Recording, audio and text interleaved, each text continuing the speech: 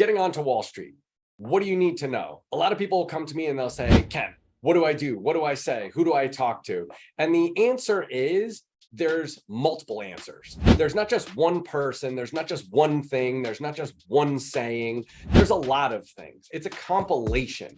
So you can't just have like a secret word. There's no abracadabra that you just pop out and say. There's a bunch of different things. But if you have the right system in place, it doesn't matter. Having the right system in place, knowing what to say, when to say it, and why to say it, that is the key. People come to me, they want to work on Wall Street, make tons of money. They're trying to apply, no one's calling them back, and they're super frustrated because they want this so badly, but they literally don't know what to do. Biggest failure that I see, people are memorizing information and then regurgitating it.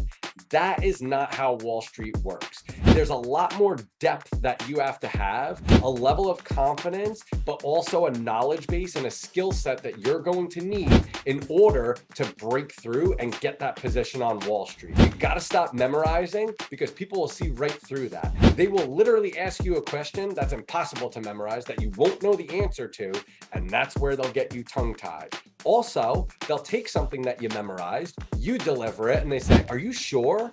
And now you start second guessing yourself. Wait a second, maybe it is like this. You have to be confident. You have to know how to read the situation. That's a lot of people that I know that fail in their interviews. They're not able to read the room. They're not able to figure out what's going on, who's leading the conversation, when they should speak, when they should stop. Those are the types of things that you're not going to read in a book somewhere. This actually reminds me of Jake. So Jake came to me very frustrated, didn't know what he was doing wrong, didn't know who to talk to, what to do, etc. So I kind of sat down with him and said, okay, Jake, tell me what you've been doing. Let me understand where you're at. There were a few little things that I noticed right away. What are the facial expressions? What is the confidence or lack thereof? What are your answers to things that are not finance specific?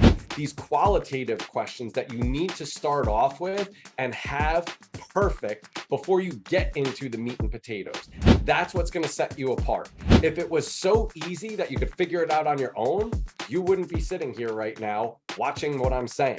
But the reality is there is a lot of stuff that you don't know. There is a lot of stuff, there's a lot of tips, there's a lot of tricks, and those are the types of things that are going to set you apart from the competition. Remember, it's harder to get a job on Wall Street than it is to get into Harvard. Well, if that's the case, obviously, you're going to have to be really, really sharp and know all the little intricate details in order to break through. I've placed over 1,000 students on Wall Street over the last decade. I've had a 100% placement rate the last 3 years. So this is a proven system.